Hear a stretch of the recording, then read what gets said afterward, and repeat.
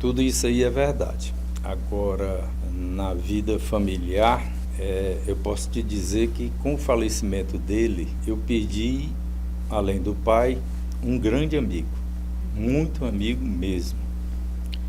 O papai, ele era uma pessoa de conversar com a gente, discutir os problemas que estavam acontecendo no mundo. Ele gostava de saber tudo o que a gente fazia.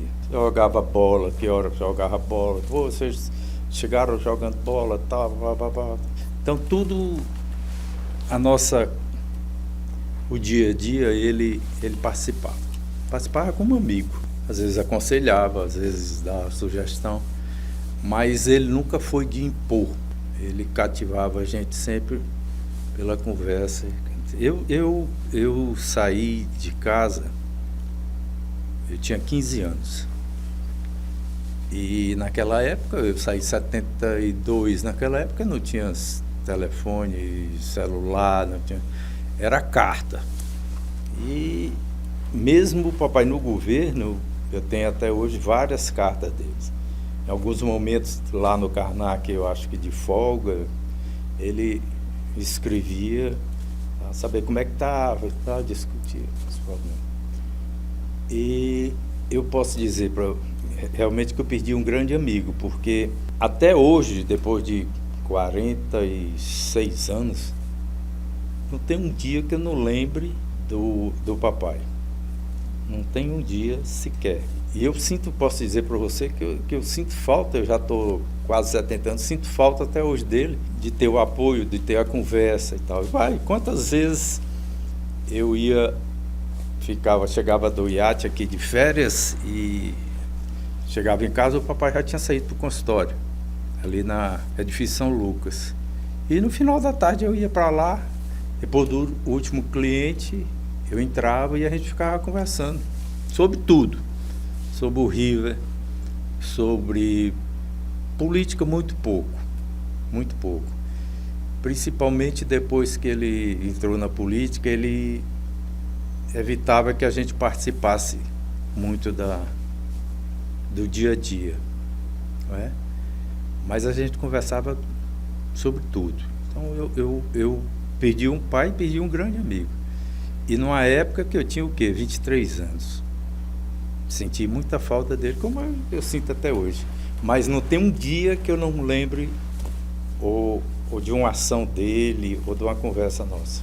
Nem um dia. Nunca elevou a voz, nunca elevou o braço. Nunca. Nem naquele tempo chamava como chinela japonesa, nem a chinela japonesa. Aquele negócio de cinturão, né, tal, bater, não, era só na conversa. Conversava muito e várias vezes, vou contar o fato aqui, meu caso eu de férias, ele saía para o Karnak, lá para o trabalho, e eu estava dormindo, né? Férias e tal. Aí ele ia no quarto, puxava o meu dedão do pé, aí eu acordava e dizia, vida boa, inveja essa vida aí. Então era uma convivência muito boa, muito boa. A única coisa que eu posso dizer é que eu tinha o melhor pai do mundo e tinha o melhor amigo, um grande parceiro. O papai era um parceiro da gente, não era parceiro, um companheiro mesmo, de convivência, e eu sinto que ele sentia falta demais desses últimos anos de conviver mais com a gente, porque ele gostava de participar de tudo, a gente lá. Logo a diferença de idade dentro de casa, de um para o outro, de 5 anos, né? Então enquanto eu tinha 15, o Aloysio tinha 10, o Júlio tinha 5. Então as amizades eram outras, mas ele participava de todos. Alguns amigos frequentavam bastante, inclusive tinha alguns que terça-feira eles iam jantar lá, tal, entendeu? conversar. E o papai era uma pessoa que ele não comia, né? Comia muito pouco, era tomando leite, comia muito pouco, não bebia, mas gostava de ver os outros bebendo e conversando e tal. Né? E, inclusive tem um fato que ele gostava muito de ver, e até hoje a pessoa é viva, Coronel Moreira. Coronel Moreira trabalhou com o papai, como acho que ajudante de ordem, e o Moreira sempre foi conhecido por uma pessoa que comia muito. E quando o papai viajava, ele gostava de sentar e ficar vendo o Moreira devorar todos os pratos da humanidade. Ele não ficava... não é? Ele tinha uns companheiros de viagem, por exemplo, que ele gostava, ele chamava. Nazareno Araújo era um que eu contando, ficava. Ele gostava de ouvir as conversas, fazer de conta às vezes estava dormindo, mas ouvindo as piadas do Nazareno com outros lá. Nunca teve problema assim de pessoas lá em casa. Não tinha, lá em casa não tinha festas, essas coisas, mas tinha uma convivência, as pessoas muito lá. Bom, como eu te falei, eu já estava fora, mas nos períodos de férias aqui, como eu te disse, eu acho que ele sentia muito a falta de convivência mais próxima, mais diária com a gente, porque os horários realmente eram muito diferentes, né? Júlio, a Luísa em escola, ele indo. Normalmente o papai chegava muito tarde, chegava 7, 8 da noite, aí quando ele estava no governo. E ele sempre foi uma pessoa muito muito preocupada. Quando ele foi escolhido governador, que eu vim aqui de férias no final do ano, até a posse dele, ele concentrou-se muito em estudar a situação do Estado. Logo ele teve uma equipe que se reunia ali na Universidade Federal, Felipe Mendes e vários outros. O professor Camilo cedeu lá um espaço e ele passava praticamente o dia inteiro discutindo e participando com esse pessoal. Chegava em casa, ele ia estudar Constituição Estadual, lei não sei o que, essas coisas todas. A mesma preocupação que ele teve no Senado quando ele foi eleito senador. Ele passou praticamente 3 meses estudando regimento de Senado, essas coisas. Ele era muito preocupado em saber essas coisas, se preparar para isso. E ele foi muito novo, né? Ele foi para o governo, ele tinha o quê? Tinha 25, 75, tinha 50 anos, né? Não, nem isso. 75, ele assumiu, ele nasceu em 25, 40 anos. Ele praticamente deixou o consultório dele, né? Que era uma coisa que ele gostava. A rotina do papai como médico era amanhã no Hospital Getúlio Vargas, operando. À tarde, ele saía de casa a pé, ali na Aureliano de Abreu, ia para Edifício São Lucas, Praça João Luiz, ficava lá até 5, 6 da tarde, saía dali, pegava o carro em casa e ia. Naquele tempo os médicos iam, né, ver o paciente no pós-operatório, e ele fazia visita lá aos pacientes no hospital e aí voltava para casa. E várias vezes a gente ia com ele, ficava esperando dentro do carro enquanto ele fazia essa ronda, essa visita aos pacientes no hospital. Então foi uma queda muito brusca da forma de viver, né? E se você perguntar para mim até hoje o que é que hoje, o sentimento que eu tinha do papai deixar tudo isso e entrar na política, eu posso dizer para você que ele não foi forçado, mas não era o sonho dele entrar nisso, entrar na política. O papai sempre nos incentivou muito a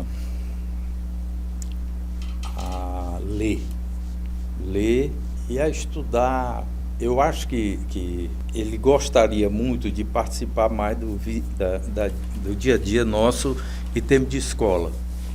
Às vezes ele discutia e tal, mas nunca teve esse tempo para isso, em função dos horários mas, por exemplo, eu tenho até hoje livros com dedicatória dele que ele me dava para eu ler. Aí você sabe que a gente na universidade sempre a gente é meio esquerdista, não é? E às vezes eu discutia muito com ele sobre isso. E aí ele mandava uns livros para eu ler, para ver a situação política do Brasil, como estava e tal. É uma forma tanto de participar quanto de orientar.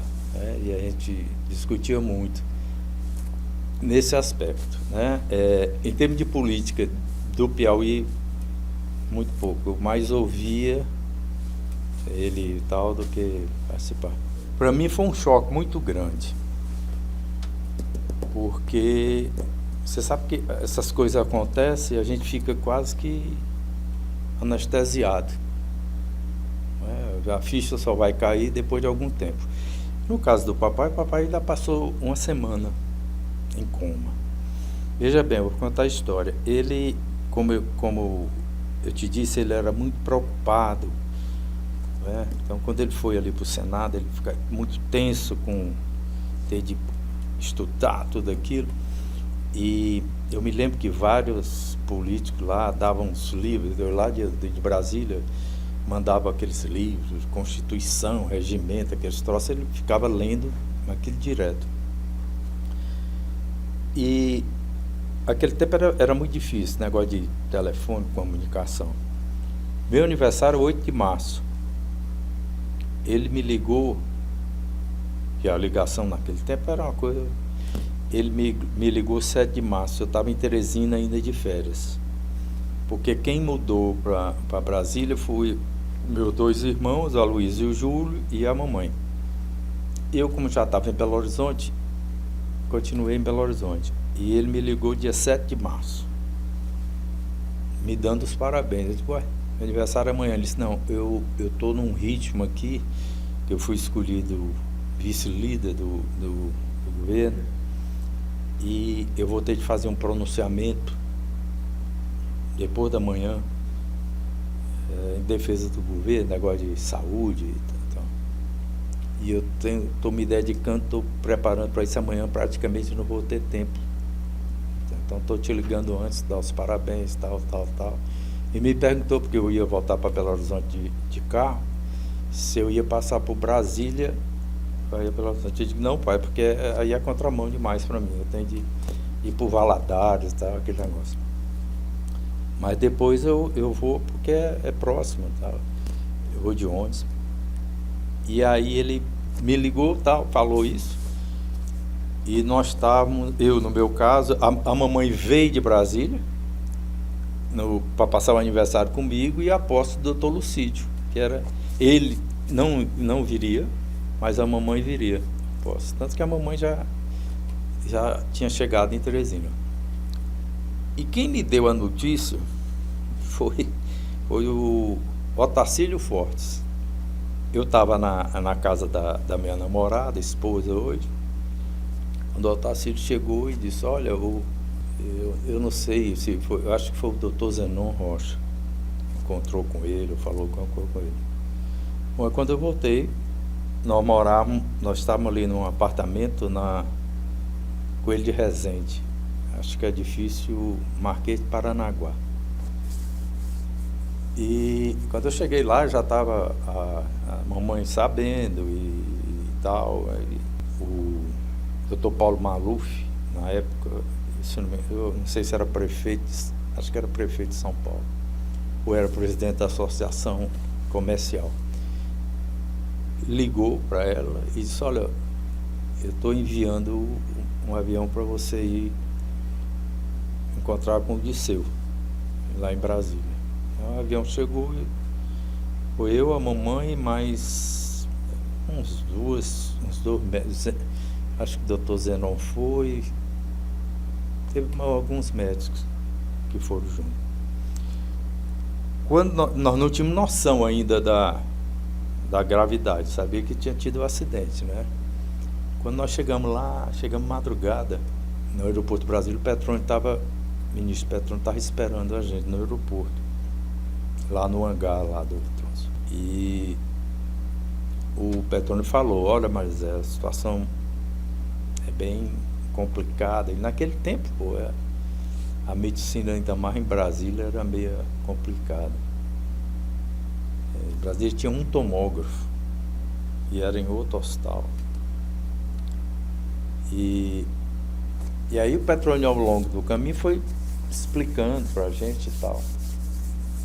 E o papai tinha 2 irmãos médicos, tio José e tio Moacir, e tio Valdir. E aí eles vieram, o tio Valdir do Rio Grande do Sul, o tio José do Paraná, e ficaram com a gente lá no apartamento em Brasília, e aí eles foram explicando qual era a real situação. Eu fiquei direto no hospital. Era uma cena impressionante, que era o papai deitado numa cama, né? A única coisa que tinha nele era um soro. Então você olhava para ele assim, tá dormindo, né? Eu vou acordar, ele não tinha nada que mostrasse. E tem muita gente do Piauí chegou lá e ficou direto no hospital. Eu me recordo do Itararé, o Chico de Itararé, Chico Alves. O Chico Alves passou praticamente uma semana acordado na porta da UTI. Naquele tempo você não podia circular na UTI e tal, passou uma semana na porta. Bom, aí foi se passando e ficou aquela situação. E aí o Petrônio sugeriu que a gente aceitasse chamar o doutor Pedro Sampaio, era o cirurgião de Rio de Janeiro. Na época ele não estava nem no Rio. Se não me engano, ele estava participando de um curso no Canadá, um troço assim, tanto que ele demorou a chegar. E quando o doutor Pedro Sampaio já tinham levado o papai nesse outro hospital para fazer a tomografia, né? E quando o doutor Pedro Sampaio recebeu ele sentou com a gente, meus tios eram médicos e tal, aí ele foi explicar realmente a extensão. Foi violentíssimo o derrame dele. Ele falou: o Disseu eu vou abrir aqui, mas o Disseu praticamente vai ter uma vida vegetativa. Ele não vai caminhar, não vai falar, não vai... Todos os dados clínicos do papai normais. Eu estou te falando, era só o soro e aquele acompanhamento do batimento cardíaco. No início, a enfermeira passava um algodão aqui, molhado nos lábios. A impressão que tinha é que ele ouvia a gente falar, mas não falava. Ela mexia num dedo dele do pé, ele fazia. No outro pé, ele já não fazia, entendeu? Bom, aí isso foi com o tempo, não tinha reação nem aqui, nem lá e tal. O doutor Pedro resolveu fazer a cirurgia, acho que 6 da manhã, foi com o tio Valdir, tio José, desceram, e nós ficamos aguardando. Quando ele abriu, viu realmente a extensão, violento, tudo no papai se alterou. Tudo, pressão, batimento cardíaco, tudo que estava... Depois que foi aberto, descomprimiu. E aí nós esperamos, ele faleceu acho que entre 10 e 11 da manhã. Mas foi uma semana, por exemplo, eu que sou leigo, eu sempre naquela expectativa, como eu falei, eu achava que ele ouvia, mas não conseguia. E a gente fica sempre naquela expectativa, né? Vai acordar, vai, né? Mas quando o doutor Pedro chegou, que chegaram as imagens lá, que ele viu a extensão que ele explicou pra gente, Eu ficava imaginando, pô, a pessoa, o papai sobreviver, sem falar, sem caminhar, sem a pessoa com 50 anos de idade, 54 anos, um negócio meio pesado. Então, para mim, demorou demais eu caí a ficha. Eu morava já em Belo Horizonte, estudava, eu tive apoio de meus amigos lá, os colegas de escola muito grande. A ficha veio cair mesmo.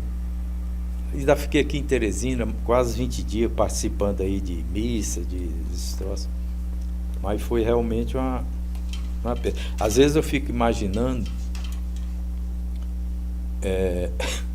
se o papai fosse vivo ainda no Senado, participando da política da forma que ela é hoje. Eu não consigo imaginar o papai enquadrar naquele negócio ali, entendeu? Eu não consigo imaginar isso aí. O tio Raimundo, o Alvo, ele era nosso vizinho na Aerolínea de Abreu, 1710. E é quem me fazia meus trabalhos de história para o professor Didaço. E aí ele, quer dizer, convivia muito com o papai, que era vizinho, lá. Depois, aquele problema todo na universidade, o rompimento, por incrível que pareça, só teve uma testemunha da conversa do papai com ele, foi eu. Eu cheguei do iate, deitado na cama do papai, o papai na rede, como ele gostava. A mamãe já em Brasília, com os meninos, já tinha mudado. E ele, tio Raimundo, passando, não conseguia conversar sentado. Era o pé o tempo todo. Era o pé o tempo todo. E passando por baixo da rede, não é? Aquele troço dele. Então, essa discussão aí, eu presenciei toda a conversa e tal. Mas o que ele falou é verdade. Eu vim aqui de férias e eu ficava impressionado com o estado físico do papai. Magro. Tá. E aí você pode dizer, mas o doutor Disseu não fazia ginástica. Fazia. Todo dia o papai fazia corrida estacionária. Eu viajei umas 2 vezes com ele de férias e viajei com ele para Recife, reunião da Sudene. E eu acordava com aquele barulho no banheiro, pam, pam, pam, pam. Quando eu ia lá, ele viajava, levava um tapete próprio e corria 12 minutos. Naquele tempo tinha um livro, Método de Cooper, e ele lia esse livro e destrinchava todo. Então, ele às vezes ele pegava e batia assim no coração velho aqui, tá para bater. Não morreu do coração, o coração estava beleza. Mas como o tio Raimundo falou, como o Al falou, foi muito, muito violenta essa campanha, o desgaste físico dele foi muito, e o papai era uma pessoa que ele não externava as coisas, diferente do filho, principalmente dos filhos mais velhos.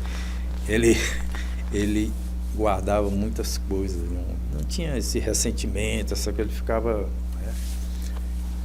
E o desgaste físico dele foi muito grande. Eu, por exemplo, como eu te disse, eu vim de férias em julho, quando ele deixou o governo, ele deixou em agosto, e depois da campanha, eu não vim votar, encontrei já em dezembro, e fiquei impressionado, a magreza dele. Você, na idade que eu tinha, eu não participava muito, e eu tenho algumas ações pontuais que o papai fez, de obras e tal, mas não tinha noção da extensão. Tá? Depois da morte dele, vendo e tal, eu vi que realmente foi um trabalho muito grande. Como engenheiro, e eu trabalhei na GESPISA a partir de 82. Antes, como estagiário, vinha de férias e tal. 82. Como engenheiro e mais dedicado ao saneamento, eu posso dizer que a maior obra do papai foi conseguir levar água para todos os municípios do Piauí. Água tratada. Pelo seguinte, o pessoal não tem noção. Aquela estação de tratamento da água, quando você conseguir recursos para financiamento junto ao BNH, o projeto era para atendimento de 20 anos. Tá? Ela foi concluída em 78, ou seja, viveria até 92. Só que nesse período, você deve saber que Teresina teve uma explosão, um crescimento populacional violento, acima de qualquer previsão. Tanto que o doutor Alberto, quando assumiu, teve de fazer uma segunda. Mas aquela primeira, aqui em Teresina, foi uma obra que hoje é muito difícil um governo do estado fazer, a não ser uma empresa privada. Tanto é que as 3 que tem lá foi o papai, o doutor Alberto e o Freitas Neto, que fez a pequena. Então, imagina isso na época eram 128, 124 municípios, eu não lembro. Tá? Todos com água tratada. Água tratada. Porque o que existia, existe hoje em alguma cidade, você leva a água, mas não é tratada. Né? Então, isso é uma coisa que eu acho, como engenheiro, foi uma obra, né, fantástica dele, aquela visão dele ter realizado isso. O doutor Lucídio complementou, depois algumas que faltavam. Mas eles 2 realizaram uma coisa que eu acho que dificilmente o governo hoje do Piauí faria. O pessoal mais novo não lembra. Teresina era abatida por poços. Tinham 2 poços no bairro Pirajá e tinha um poço em frente à Cepisa. Até hoje tem lá umas bombas, umas adutoras abandonadas. Teresina tinha essa água abastecida, que não era tratada. Você deve lembrar, nós tínhamos nas casas cisternas, né, e caixa d'água. A água chegava, ia para a cisterna, e lá o proprietário bombeava para a caixa para ter a pressão, para você poder tomar banho e tal. O restante era... Né, eu tenho imagem em Teresina, a rede d'água em Teresina ia ali até a Miguel Rosa, Joaquim Ribeiro, era aquele... Eu tenho imagem de Teresina, e você deve lembrar, de manhã cedo, ali na Aurélio de Abreu, morava ali próxima à Praça Rio Branco, e o rio, ali a gente sempre estava no rio para ver peixe chegando, pegando buriti, negócio de gaiola. Aqueles filas de jumento com aquelas... para pegar água, e depois o cara saía vendendo. Pô, isso aí é 60 e pouco. Então foi uma obra muito grande. E eu costumo dizer, por que eu digo que é difícil hoje? Porque principalmente aqui no Piauí, são muitos problemas você construir. Tem justiça, não sei o quê. Eu sempre brinco que as obras estruturantes aqui, principalmente em Teresina, o tempo mínimo de construção são 15 anos. Então você fazer um hospital, HUT, 15 anos, hospital, uma ponte, 20 anos. Então tudo aqui. Então, quando eu vejo falar em aeroporto novo em Teresina, eu imagino que quando terminar o aeroporto não tenha mais avião, é aqueles discos voadores, porque vai ser 100 anos que nós não conseguimos fazer. Aqui as obras estruturantes a gente consegue. Tudo, olha, o doutor Lucídio trouxe a Antártica naquela época. Depois disso aí, é muito difícil. Então, eu acho que, em relação ao papai, além da área da saúde, que foram construídos muitos hospitais, a maior foi essa área de saneamento básico. Até porque, para você ter uma água, você ter saneamento, então você precisa de rede elétrica, porque é bombeado, principalmente no interior. Então, eu acho que, se não me engano, era o Major Joel Ribeiro, que era o presidente da CEPISA. E foi uma das primeiras. Um dos primeiras inaugurações do papai, e essa, se não me engano, eu participei, estava aqui de férias, foi a iluminação da Avenida Nossa Senhora de Fátima. Eu tinha até uma fotografia disso, iluminação da Nossa Senhora de Fátima ali, aquele trecho ali em frente ao Pato Toni ali da igreja. Foi uma das primeiras obras. Não existia Dom Severino, não existia. Aquilo foi feito depois no período do Dr. Lucídio. Mas foi uma das primeiras obras, foi essa iluminação. A inauguração que eu participei foi essa. Entendeu?